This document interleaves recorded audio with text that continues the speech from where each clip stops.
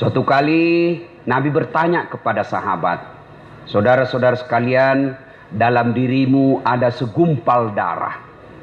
Apabila segumpal darah itu baik, maka baiklah seluruh anggota tubuhmu. Tapi apabila segumpal darah itu rusak, maka rusaklah seluruh anggota tubuhmu. Sahabat bertanya, kalau begitu apa gerangan segumpal darah itu ya Rasulullah? Nabi menjelaskan, dialah qalb, hati. Ini berarti bahwa pengendali utama dan pertama baik tidaknya sifat dan akhlak kita tergantung dari hatinya. Kalau hatinya baik, hatinya sehat, tutur katanya enak, perbuatannya menyenangkan orang, kelakuannya tidak mengganggu orang lain. Kalau hatinya sehat. Kalau hatinya sakit, tutur katanya tidak enak didengar, kelakuannya merugikan orang, perilakunya menjengkelkan orang. Kalau hatinya sudah sakit. Pertanyaan, hati yang ada di sini, ibu-ibu, sedulur-sedulur, bapak ibu sekalian, sehat atau sakit hatinya? Cepat benar mengaku. Ngaku. Sebelum kita ngaku sehat atau sakit, periksa dulu mana penyakit-penyakit hati itu. Harus tahu dulu mana penyakit-penyakit hati. Setelah kita tahu, yuk cross check, nyambungkan, connectingkan. Oh, ini saya nih, sakit hati saya. Ini tidak, sehat hati saya. Nah sekarang perlu kita tahu apa saja jenis-jenis penyakit hati itu. Inilah yang kita bahas pada taklim kita kali ini. Penyakit-penyakit hati, dengan harapan pulang majelis hatinya sehat. Penting ini Pak. Kenapa? Di akhirat tidak ada orang masuk neraka gara-gara penyakit kusta. Kenapa masuk neraka? Kusta Tuhan. Enggak. Kenapa masuk neraka? Ngontrak-ngontrak Tuhan, enggak punya rumah. Enggak. Kenapa masuk neraka? Sombong. Kenapa masuk neraka? Takabur. Kenapa masuk neraka? Ujub. Penyakit hati. Ini penting. Coba, kalau Bapak bawa mobil dari Jakarta ke Bogor, yang nyetir tangan, yang berpikir sepanjang jalan otak, gas rem kaki. Tapi begitu ada tikungan, apa tertulis? Hati-hati. Iya toh? Tidak tertulis otak-otak. Padahal otak yang berpikir. Iya, begitu pentingnya hati. Coba, di lapangan terbang, bandara, ada pengumuman. Apa yang diumumkan? Perhatian, perhatian. Padahal yang berpikir otak, yang menulis tangan. Pengumuman, perhatian, perhatian. Tidak ada pengumuman, perotakan, perotakan. Berarti memang ini hati adalah raja. Karenanya, sehatkan hati kalian. Mari kita lihat dalam kitab Ihya Ulumuddin, itu banyak sekali jenis-jenis penyakit hati. Mari kita lihat satu-satu. Mudah-mudahan cukup waktu. Yang pertama, yang paling banyak ini, al-mutakhawilu bis shalah, menganggap enteng sholat. Mana yang disebut menganggap enteng sholat? Mereka yang sudah tahu sholat 5 waktu wajib, tapi mereka tidak mau melaksanakan. Inilah puncak kehancuran hati manusia. Karena ada orang begitu. Bersinah, takut betul. Ngambil sandalnya orang, takut sekali. Tidak puasa, takut dosa. Ramadan 30 hari puasa, tapi tidak sholat. Kan ada yang begitu. Takut dia ngambil nasinya orang. Takut dia ganggu istrinya orang. Tapi begitu tiba waktu sholat, dia merasa tidak berdosa. Kan ada perasaan begitu. Lewat sholatnya 5 waktu, sehari dia tidak sholat, merasa tidak punya dosa. Inilah puncak hancurnya hati kalian. Ada yang begitu kan? Setengah mati cari duit. Dari pagi cari duit, sampai malam cari duit, tapi lupa sholat. Inilah yang selalu saya istilahkan, kerja, cari duit. Begitu dia lapar, beli nasi bungkus. Sayangnya setelah ada nasi bungkusnya, nasinya dia buang, bungkusnya dia makan. Ini orang Bugis bilang beleng-beleng. Tahu beleng-beleng? Dongo. Tahu dongo? Beleng-beleng. Tahu beleng-beleng? Dongo. Tahu dongo? Reke Guring bilang dungu. Itu larang dungu. Asli sedugu-dugunya. Masa beli nasi bungkus, nasinya dia buang, nasi bungkusnya dia makan? Inilah orang yang setengah mati cari nafkah. Berpolitik siang malam. Berusaha siang malam. Ngajar siang malam. Cari harta siang malam. Lupa sholat. Beleng-beleng. Dungu. Apa sebab orang biasa tidak sholat? Mohon maaf. Punten. Ibu-ibu paling banyak tidak sholat kalau ada pesta pengantin. Gara-gara apa? Make up. Mukanya dikira tembok. Kuning, coklat, abu-abu, biru. Oh, beleng-beleng. Itu biasa saya kasihan lihat itu ibu kalau ada pengantin. Mukanya betul-betul kayak tembok. Serba palsu. Bibirnya merah palsu. Alisnya tebal palsu. Bulu matanya panjang palsu. Pantatnya gabus.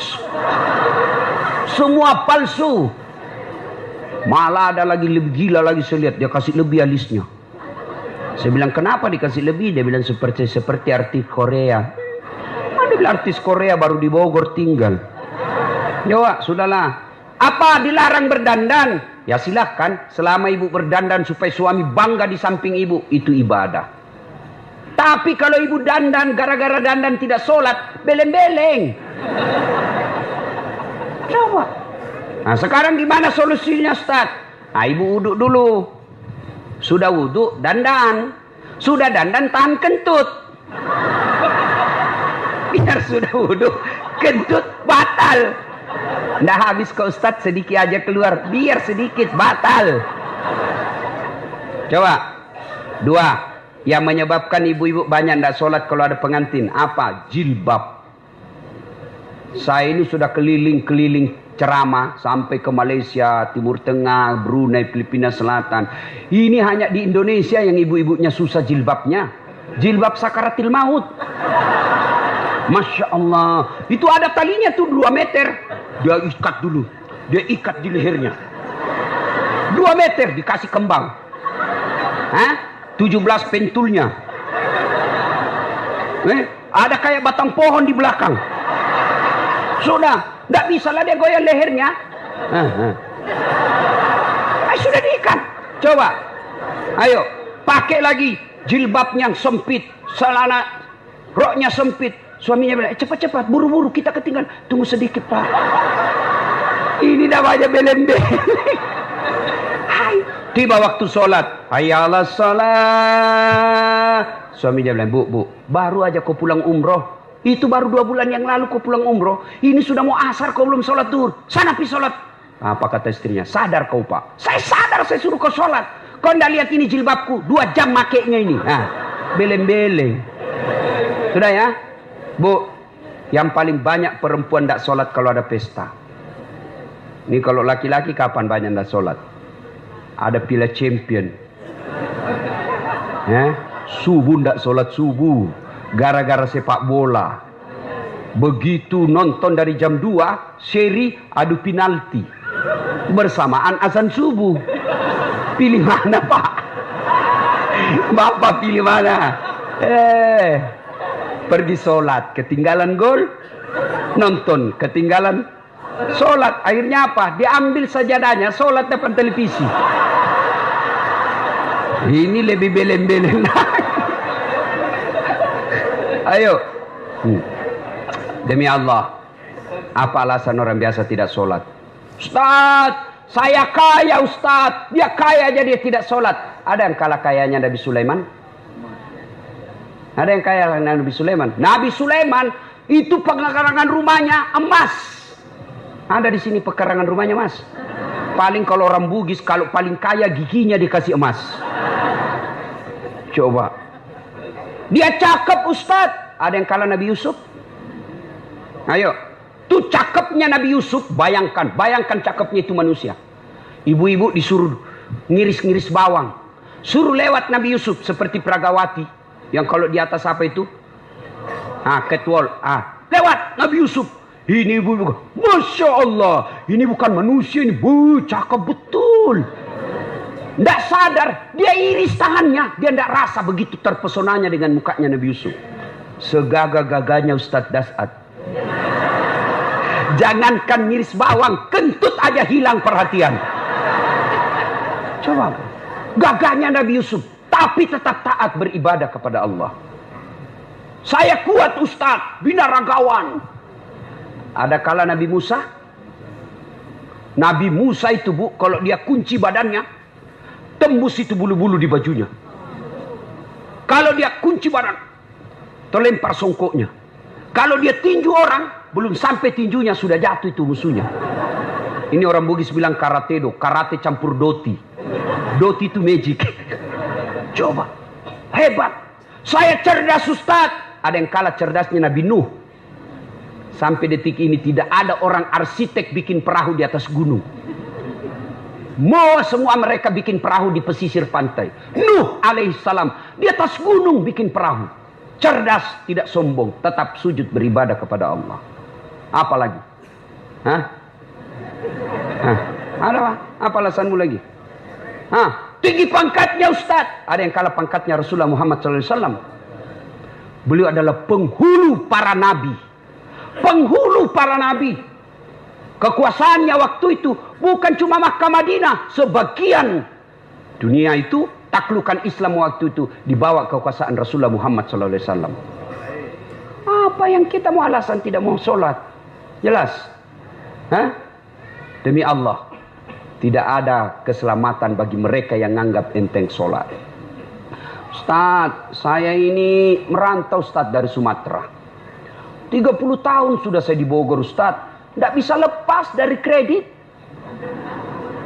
Rumahnya susah, masih ngontrak-ngontrak Ustadz. Periksa sholatnya. Anak saya nakal betul Ustadz. Periksa sholatnya. Kalau sholat baik, mustahil Allah sengsarakan hidupmu. Tuhan apa yang bikin sengsara hidupnya orang yang baik sholatnya? Saya sholat Ustadz. Betul kamu sholat, tapi tidak ikhlas. Hayya 'alas shalah. Asar lagi. Barusan duhur. Kok tidak ikhlas bos?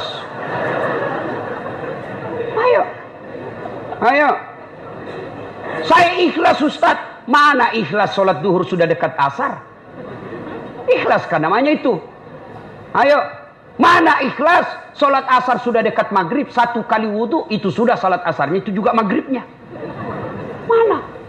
Maka kalau hidup kita susah, jangan cari kambing hitam, lebih periksa sholatnya.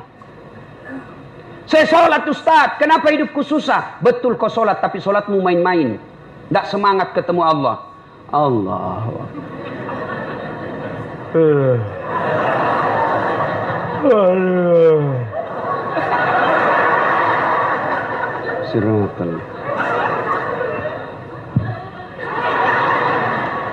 Ada yang sholat seperti itu. Ada. Sholat kayak ditiup angin. Allahu Akbar.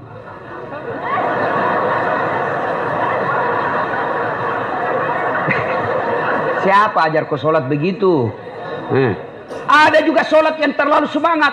Allahu Akbar.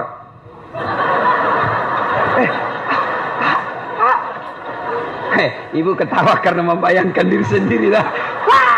Makanya kalau ada masalah dalam hidup, ayo pertama yang harus kita selesaikan, sempurnakan sholatmu bos. Saya sholat Ustadz, betul ibu sholat, tapi ibu yang pakai baju sholat sudah 3 hari tidak dicuci. Ketemu Allah pakai daster, tinggi sebelah lagi, CD-nya 2 hari tidak dicuci dipakai. Begitu sholat gatal semua. Siapa ngajar sholat seperti itu? Ayo ya, mulai hari ini koreksi sholatnya bu. Ibu saya di kampung itu 14 anaknya bu. Tidak ada sekolah, bahasa Indonesia tidak lancar. Tapi yang membuat saya kagum, kalau mau sholat dia ganti bajunya. Saya aja belum mampu seperti itu. Itu di ruang tidurnya dia gantung kudung dengan bajunya, dengan ada yang pembungkus kepalanya. Setiap beliau mau sholat pasti dia ganti baju. Masya Allah. Selalu ini yang membuat ibu saya doanya makbul. 14 anaknya. Ibu cuma satu anaknya, tidak bisa ganti baju kalau mau sholat. Yang ketawa, saya serius ini Bu. Masya Allah. Bapak-bapak, adik-adik, kalau ada yang sampai sekarang belum dapat kerja yang baik, koreksi sholatnya. Ayo, apa susahnya sholat bos? Apa susahnya sholat? Lebih susah puasa, 30 hari kita lapar. Lebih susah haji, ngantri. Umroh aja kau kejar-kejar, sholatmu tidak bagus. Ayo. Mau zakat sedekah berat, ada duit modal. Sholat yang penting ada maumu. Haji sekali setahun. Umroh penuh modal. Sholat 24 jam Allah menunggumu. Subuh Allah nunggu. Tengah hari capek Allah tunggu duhur. Sore mau curhat Allah tunggu asar. Maghrib selesai kegiatan Allah tunggu di maghrib kita. Mau tidur silahkan curhat sebelum isya. Tengah malam bangun tidak bisa tidur. Yuk kau sholat tahajud. Cuma kita tidak sadari kekuatan sholat. Sholat kecil buat Allah kasih kalian rumah. Kecil buat Allah kasih kalian jadi anggota DPR. Kecil itu asam urat. Kecil itu kolesterol. Perbaiki sholat. Cuma kita kalau sakit langsung ke dokter. Memangnya dokter yang sembuhkan kamu? Ke Allah dulu. Allah, dokter. Saya sampai detik ini belum pernah ketemu dokter yang hebat. Kenapa? Begitu saya ke dokter, saya juga yang kasih tahu penyakitku. Assalamualaikum Ustaz. Waalaikumsalam dok. Kenapa Ustaz? Ini mencret-mencret saya dok. Kenapa bisa? Dalam hatiku ya urusanmu. Karena kau dokter. Masa saya yang kau tanya? Allah. Tanpa bapak beritahukan, ibu beritahukan, Allah sudah tahu penyakitnya ibu. Yang dokter hebat itu baru muncul, pasti mencret Ustaz. Itu hebat itu. Tapi yang tidak. Iya. Maka bapak ibu sekalian, perbaiki sholat. Dah, itu tetangga saya Ustaz, tidak sholat. Tapi kok rezekinya baik. Proyeknya lancar. Oh jangan salah. Memang duitnya banyak. Mobilnya mewah, rumahnya megah, tapi apa yang ibu bapak tidak tahu? Istrinya selingkuh, suaminya membalas. Banyak kita lihat orang kaya, tapi menderita batinnya. Duitnya banyak, dihormati di kantor, dimuliakan di kantor, tapi sampai di rumahnya dilempar piring sama anaknya masih SMP. Itu sudah banyak duitnya, tapi tidak ada kebahagiaan rumah tangganya. Banyak duitnya, tapi tidak ada bisa dia makan. Duitnya 7 miliar, tapi dilarang makan nasi. Apa enaknya? Dilarang makan nasi, dilarang makan karedok. Apa? Yang bisa dimakan hanya ubi rebus. Duit 7 miliar cuma ubi rebus. Pret. Ya, maka Bapak Ibu, adik-adik, jangan galau, perbaiki sholatmu. Saya bisa bicara begini, saya alami. Demi Allah. Saya pernah menjadi cleaning service. Bersihkan toilet travel terkenal di Makassar waktu itu. 4 toilet saya harus bersihkan tiap hari. Saya bilang sama koordinator kebersihan, tidak usah gaji saya. Kasih masuk namaku undian umroh kalau ada gratis. Sampai tutup itu kantor, tidak dapat. Saya pernah menjadi loper koran. Loper koran.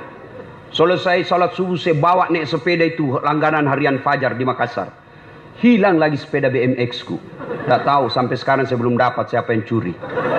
Mengajar itu kalau saya dapat itu saya lapor di KPK. Masya Allah. Hai. Saya sering jalan kaki pergi sekolah. Saya pernah dihina kawan saya waktu kuliah. Keluar dari ruangan kuliah. Dia tunjui saya. Dasat, tidak malu-malu kau. Cakar semua bajumu. Cakar itu rombengan. Tahu. Baju bekas yang dari Eropa dijual 100.000 kalau di Matahari 100.000 satu. Ini 10.000 4 masih ditawar. Coba bayangkan. Saya tidak marah. Biiznillah dengan izin Allah. Saya istiqamah pelihara sholat dengan sebaik-baiknya. Alhamdulillah dengan izin Allah. Saya sudah punya travel sendiri. Kapan saja saya mau umroh bisa. Dengan izin Allah. Kalau kawan saya dulu yang hina saya katakan baju cakar. Alhamdulillah sekarang Ramadan baru-baru saya kasih lagi zakat. Coba. Kalau saya jalan kaki dulu Alhamdulillah punya kendaraan yang jarang seperti itu di Makassar. Alhamdulillah dengan izin Allah. Apa susahnya Allah kasih kamu rumah? Apa susahnya Allah kasih lunas utangmu? Kecil buat Allah. Yang penting sholat men. Sholat. Perbaiki sholatmu, Allah yang selesaikan utangmu. Adakah manusia tidak ada masalahnya di dunia? Hah? Ini malah ibu-ibu penuh masalah, saya lihat mukanya ini. Mana ada manusia tidak ada masalahnya? Semua punya masalah. Ustadz, ibu pikir tidak ada masalahnya? Masalah saya besar. Mau kawin lagi tapi takut sama istri. Semua punya masalah. Alhamdulillah Allah tidak berkata, Das'at, kalau ada masalahmu kau jadi anggota DPR dulu. Ada masalahmu kau jadi gubernur dulu. Ada masalahmu kau jadi profesor dulu. Tidak. Allah cuma minta, Das'at, ada masalahmu, ista'inu bis-sabri was-salah. Sabar, perbaiki solatmu. Saya yang selesaikan masalahmu. Itu janji Allah, bukan janji caleg. Oh, kalau caleg dijanji Anda boleh, kita dijanji surga, dijanji juga kita surga. Nih kartu namaku, pilih saya. Ada masalahmu, punten, hubungi saya, sama-sama Sunda. Pilih, begitu terpilih, dia ganti nomor HP-nya. Ini manusia, tapi kalau Allah, ayo dek, ada masalahmu, perbaiki sholatmu. Ya, teman setan yang pertama, nganggap enteng sholat. Apa akibat dan hukuman bagi mereka meninggalkan sholat? Lain waktu kita bahas. Sekarang yang kedua. Penyakit hati yang kedua. Sombong. Ujub. Takabur. Borroh. Mau dibilang. Mau dikata. Itu penyakit. Sombong. Ingat sejarahnya iblis keluar dari sorga? Ya? Apa penyebabnya? Apa karena dia miskin? Apa karena dia korengan? Apa karena dia penyakit kusta? Tidak. Ciptakan Adam. Allah perintahkan, wahai seluruh makhlukku, kau sujud di hadapan Adam. Inilah makhluk saya paling mulia. Iblis, malaikat, sujud. Meskipun awalnya sempat protes. Tumbuh-tumbuhan, binatang, sujud hormat kepada Adam. Satu makhluk Allah yang tidak mau. Namanya iblis. Iblis protes. Saya tidak mau ya Allah. Kenapa iblis? Adam baru diciptakan. Saya senior. Masa senior hormat sama junior? Gengsi dong. Adam diciptakan dari tanah. Saya dari api. Unsur kejadian saya lebih mulia dari Adam. Saya tidak mau. Allah berfirman, wah kau sombong rupanya iblis. Sombong, tidak layak penghuni sorga. Keluar kau dari sorgaku. Diusir dari sorga. Cuma iblis waktu diusir, dia minta, ya Allah, nih sebelum saya keluar dari sorga, nih ada dua proposal saya. Permohonan saya. Satu, berikan saya umur yang panjang. Oke, kata Allah, kau tidak akan mati sampai hari kiamat. Kata iblis itu beranak pinak. Andai kita ketemu sama dunia, Pak, ini ada banyak di sini kita, Pak. Cuma karena dunia kita beda, maka tidak ketemu. Tapi di sini dia lihat kita ini, Pak. Oh ini sasaran saya nanti nih. Pulang ini saya goda lagi nih supaya goda ini. Itu cuma tidak dilihat. Tuh. Yang kedua kata iblis, permohonan saya yang kedua, berikan saya skill, kemampuan, kehebatan untuk menggoda anak cucunya Adam. Gara-gara Adam saya diusir, maka saya akan melakukan perang sepanjang hidup saya. Iblis kata Allah, silakan. Kecuali orang yang lemah imannya aku bisa goda. Keluar iblis. Mulailah dia goda kita. Nah, cara menggodanya ditimbulkan rasa sombong. Sombong itu adik-adik penyebabnya satu, bertambahnya ilmu. Ini yang bisa masuk ini ustadz. Ada ustadz sombong? Banyak. Bikin Instagram. Silakan hubungi kami kalau ada masalah, silakan tanya. Begitu dihubungi, tidak dibalas-balas. Kan ada yang begitu. Sombong. Biar Instagram tidak mau balas, WhatsAppnya orang tidak dibalas, sombong lu men. Apa yang kamu sombongkan dengan ilmumu? Wa ma utitu minal illa qalila. Saya tidak kasih kau ilmu kecuali sangat sedikit. Lalu apa yang kamu sombongkan dengan ilmumu? Termasuk ustadz yang sombong itu tidak mau menerima perbedaan pendapat. Hanya dia yang benar. Pokoknya kalau tidak sesuai kajiannya salah, sesat. Kayak dia ajak panitia hari kiamat. Ini yang boleh masuk surga, ini yang tidak. Memang kau Tuhan. Kalau kau mau jadi penceramah, jangan salah benar. Kau jadi qadhi, jadi hakim. Penceramah ngajak, sampaikan semua pendapat orang. Jangan kau memponis. Maulid bid'ah. Salawat bersama berjamaah bid'ah. Isra Mi'raj bid'ah. Taksiyah bid'ah. Jabat tangan selesai salat, bid'ah. Doa bersama, bid'ah. Kenapa bid'ah? Tidak ada pada zaman Nabi. Tidak ada pada zaman Nabi, bid'ah, bid'ah, sesat, sesat, masuk neraka. Masa gara-gara dengar ceramah begini kau bilang masuk neraka? Nenekmu punya neraka? Kasih masuk kita juga surga, kan luas itu surga, muat semua kita di sini. Kalau alasanmu tidak ada pada zaman Nabi, kau ceramah jangan pakai mic. Kan tidak ada pada zaman Nabi. Boleh pakai mic, karena mic.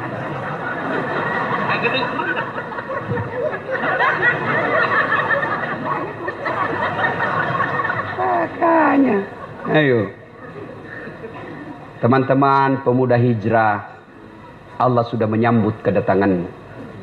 Tapi Allah tidak senang kalian sombong. Mentang-mentang hijrah, yang tidak sepaham dengan dia sesat. Belajar agamanya baru 6 bulan. Itu pun melalui YouTube, Instagram. Baru 2 menit habis kuotanya. Paham agama setengah-setengah. Saya dimaki-maki di Facebook, di wall saya. Ini Ustadz ngaku-ngaku sunnah, ngaku-ngaku narakan sunnah, kau tidak pelihara sunnah. Kenapa kau bilang saya tidak pelihara sunnah? Buktinya kau tidak pelihara jenggot. Ya mau diapa kalau tidak mau tumbuh? Gara-gara jenggot dia marah-marah sama saya. Saya sudah kasih minyak malah gatal. Dia bilang istri saya, bau betul itu kau punya mulut, bukan mulut minyaknya. Sudah ya, ada. Semua dianggap salah. Adalah yang paling enak beragama itu Pak. You yakin begitu, laksanakan itu yang kau punya keyakinan.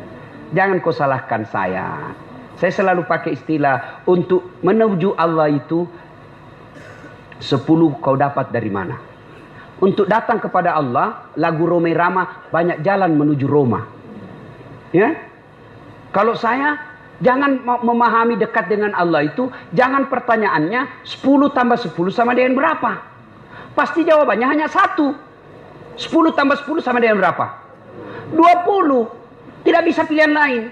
Tapi cara mendekati Allah itu 20 kau dapat dari mana? Boleh 10 tambah 10, boleh 21 kurang 1, boleh 19 tambah 1, boleh 15 tambah 5. Ah, ini enaknya kalau kita begini. Ini hanya dia yang mau benar, semua salah. Ya, jangan sombong. Apa yang kau sombongkan dengan ilmu? Ada orang banyak betul ilmunya, Allah marah, boleh dikasih pikun. Pikun tidak ada obatnya. Selama ini dia pergi mengajar, diprotes sama istrinya. Pak, biasanya kalau kau mau mengajar, kau cium-cium jidatku. Ini sudah hampir 2 minggu tidak pernah kau cium saya. Langsung dia bilang suaminya, astagfirullah. Berarti siapa kau cium selama ini? Ternyata pembantunya. Apa kau sombong? Pikun kau tidak bisa bedakan istri pembantu. Jangan juga modus. Teman-teman pulang dengar ceramah ini, besok dia masuk kamar pembantu. Didapat sama istrinya, kukira kamu sayang. Jangan sombong dengan ilmu. Ya, pintu masuknya setan sombong. Yang kedua, apa penyebab sombong? Nah, bertambahnya pangkat jabatan. Jangan sombong. Anggota DPR, jangan sombong. Kau jadi anggota DPR karena rakyat memilihmu. Jadi bupati, jangan sombong. Kau jadi bupati karena rakyat milih. Tidak pilih, wabillahi taufiq wal hidayah, keluar kau jadi rakyat biasa. Apalagi menyebabkan orang sombong? Bertambahnya harta. Jangan sombong, nanti kau seperti Qarun.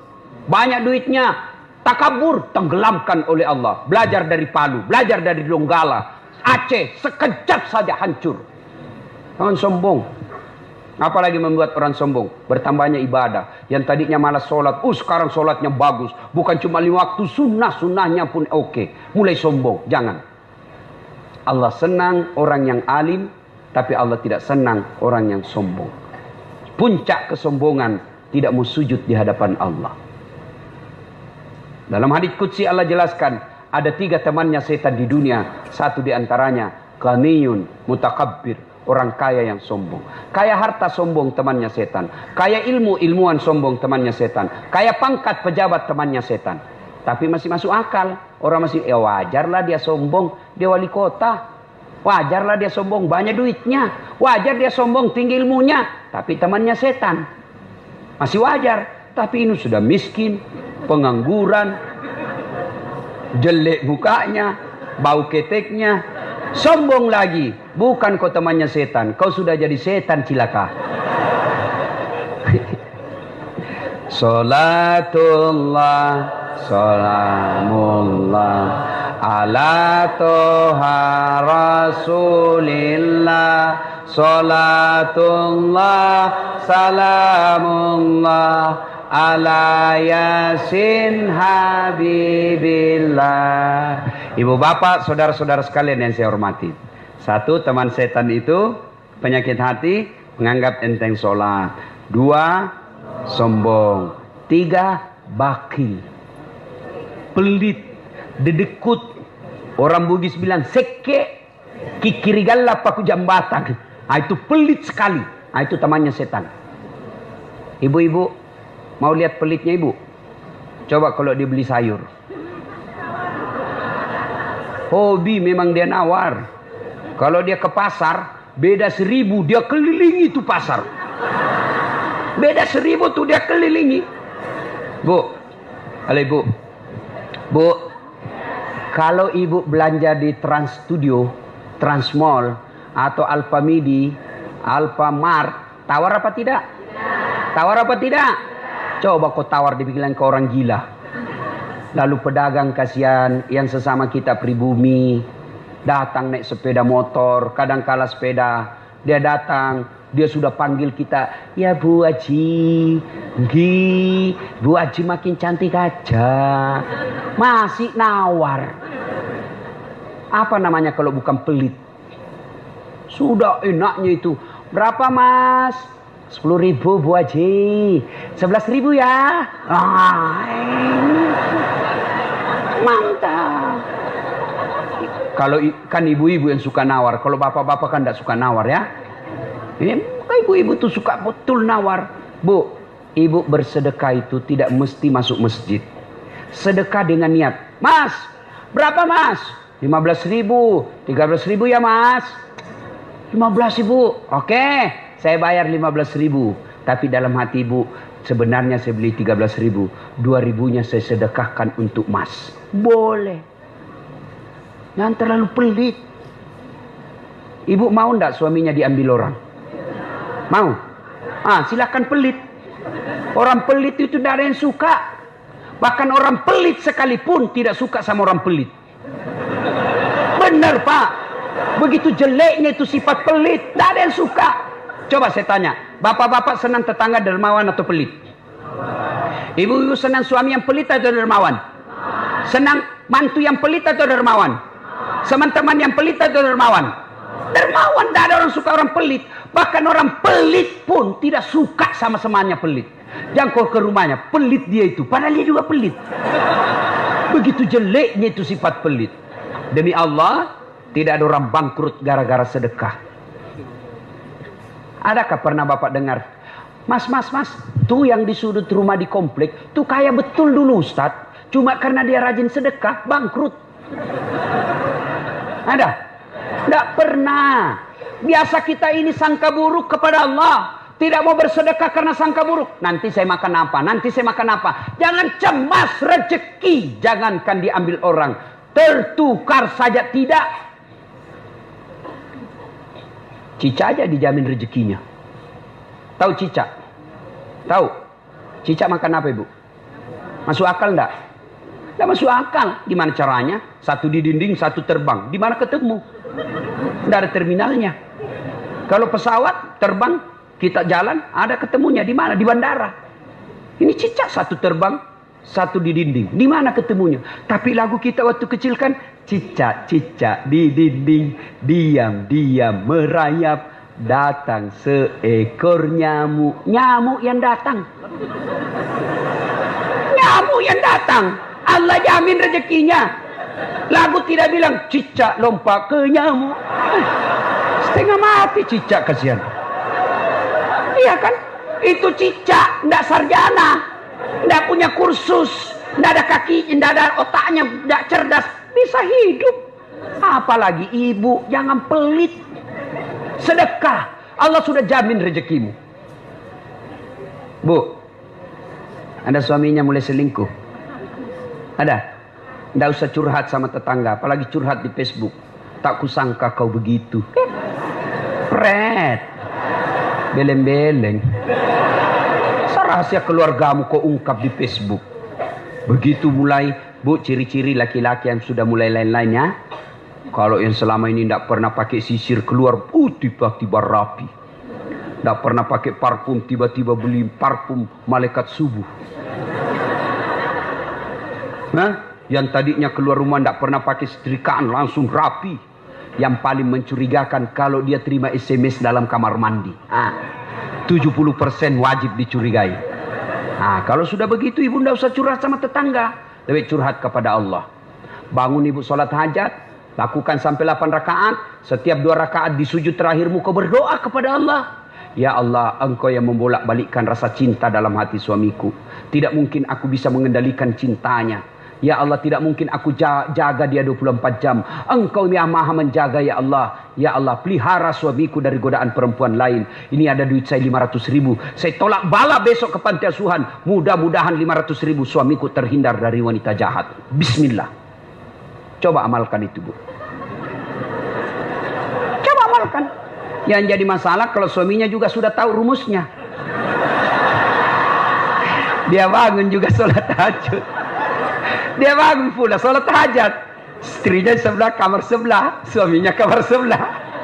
Ya Allah, capek sudah saya lihat istri saya, ya Allah. Ngamuk aja kerjanya. Marah-marah aja. Berat badannya juga makin tambah, ya Allah. Nggak tahu dilihat dari mana dia seksi. Ya Allah, ini ada duit saya 500.000. Tolak bala, ya Allah. Mudah-mudahan istriku ikhlas saya kawin lagi. Bingung malaikat, yang mana nih kamu? Jangan pelit. Demi Allah. Tidak ada orang bangkrut gara-gara sedekah. Saya kasih contoh. Tanggal 4 kemarin, sehari sebelum lebaran. Ya, tanggal 3 malam. Ada anak-anak usia 19 tahun. Bapaknya Flores, mamanya Toraja. Kristen. Karena sering dengar ceramah saya di YouTube, akhirnya dia memutuskan diri masuk Islam. Desember kemarin. 19 tahun. Tanggal 3 malam, dia DM ke saya di Instagram. Ustadz, saya ini dicerita cara mualafnya. Kemudian besok sudah mau lebaran, saya belum punya baju baru, Ustaz. Saya lihat Ustaz ini bagus-bagus bajunya. Di mana belinya, Ustaz?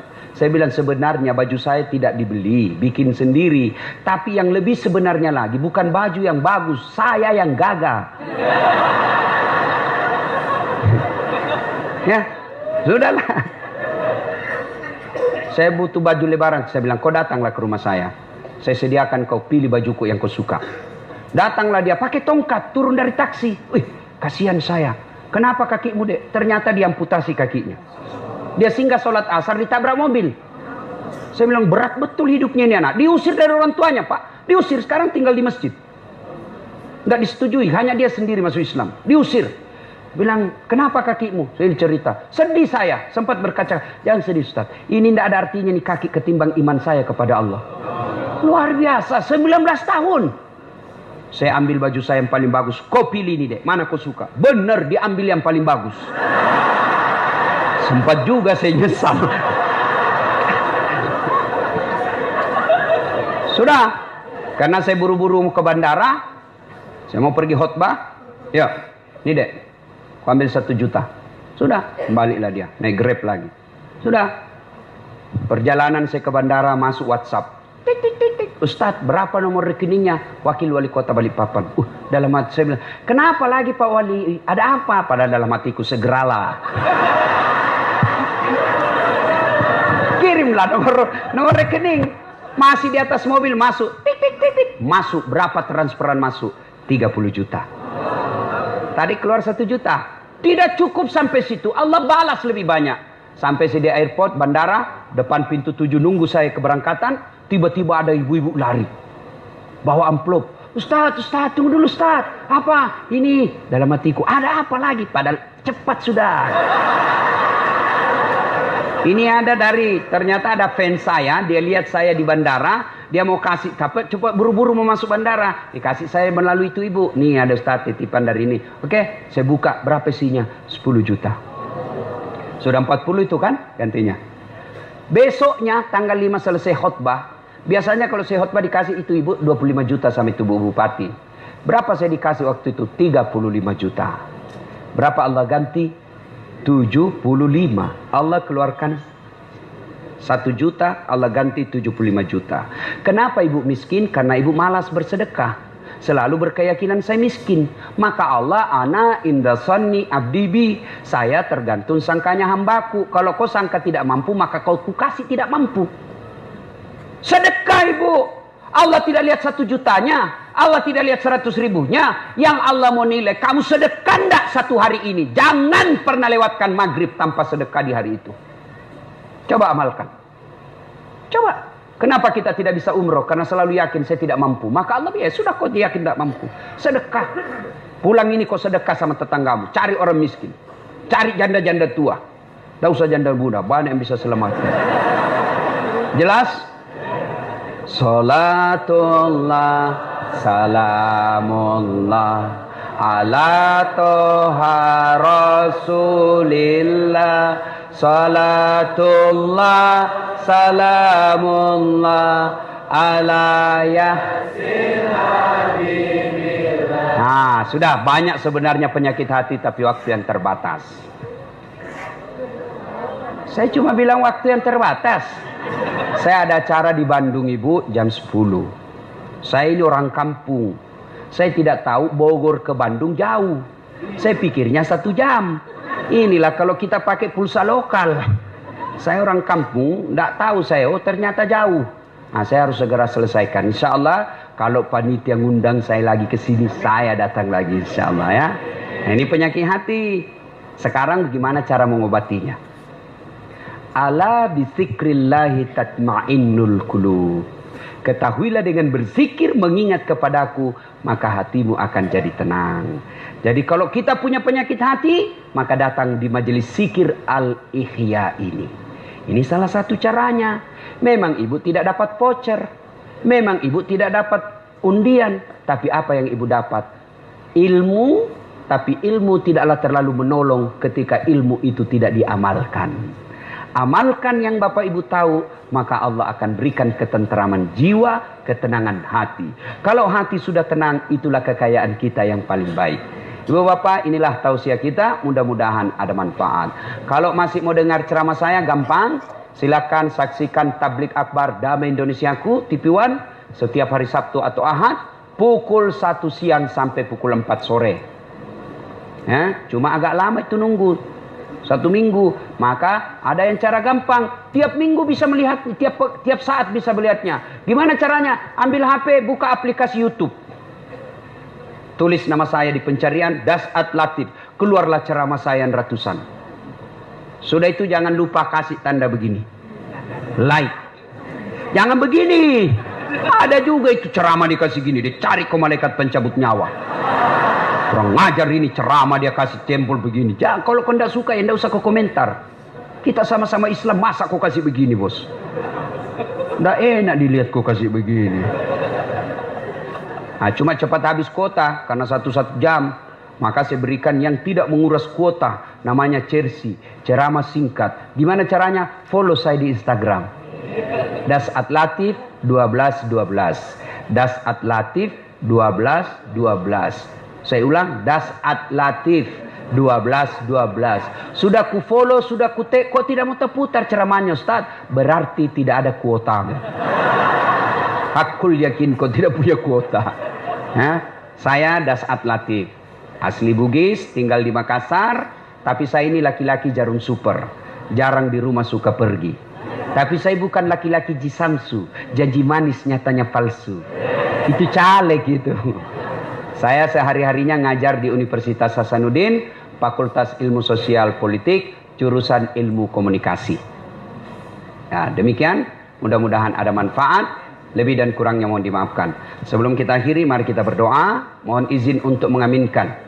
Sebelum kita berdoa, mohon keikhlasan Bapak Ibu, mengirimkan suratul Fatihah kepada Rasulullah Muhammad SAW, khasiat dan keutamannya kita ikhlaskan untuk Bapak saya. Ila hadratin Nabi Mustafa Muhammad sallallahu alaihi wasallam, summa hususil ruhil almarhum Abdul Latif bin Siapo. Al-Fatihah. Bismillahirrahmanirrahim. Alhamdulillahirabbil alamin arrahmanirrahim. Iyyaka na'budu wa iyyaka nasta'in. siratal ladzina. Amin. A'udzu billahi minasyaitonir rajim. Bismillahirrahmanirrahim. Allahumma shalli ala sayidina Muhammad wa ala ali sayidina Muhammad. Alhamdulillahirabbil alamin. Arrahmanir rahim. Maliki yaumiddin. Iyyaka na'budu wa iyyaka nasta'in. Allahumma ighfir lil mu'minina wal mu'minat wal muslimina wal muslimat al ahya'i minhum wal amwat. Innaka sami'un qaribun mujibud da'wat wa qadiyal hajat. Allahumma ighfir lana wa liwalidayna warhamhuma kama rabbayana. Ya Allah, Zat yang Maha membalas, balaslah segala kebaikan orang-orang yang telah mewakafkan waktu, harta dan ilmunya untuk kemajuan majelis ini. Angkat harkat dan martabatnya, wujudkan cita-citanya, bahagiakan keluarganya, dan jika kelak menghadap kepadamu, hadapkan dalam iman dan Islam. Ya Allah, Ya Rabbi Karim, Zat yang beri hidayah, berikanlah hidayah kepada kami semua yang hadir di tempat ini. Berikanlah hidayah kepada kami semua yang hadir di tempat ini. Dan yang lebih penting, ya Allah, berikan kami kesanggupan dan kemampuan untuk mengamalkan ilmu yang kami peroleh. Jangan Engkau palingkan hati kami setelah Engkau berikan hidayah dalam hati kami. Rabbana la tuzigh qulubana ba'da idh hadaitana wa hab lana min ladunka rahmah innaka antal wahhab. Ya Allah, Saat yang memberi pertolongan, tolong dan bantulah para guru-guru kami, ya Allah. Muliakan mereka, ya Allah. Mudahkan segala urusan dakwah mereka, ya Allah. Muliakan segala hidupnya, ya Allah. Bantu dan selesaikan segala masalah dalam hidupnya. Rabbana atina fid dunya hasanah wa fil akhirati hasanah wa qina adzabannar. Subhana rabbika rabbil izzati amma yasifun wa salamun alal mursalin walhamdulillahi rabbil alamin. Terima kasih, lebih dan kurangnya mohon dimaafkan. Nun wal kalam ya misrun billahi fi sabilil haq. Assalamualaikum warahmatullahi wabarakatuh.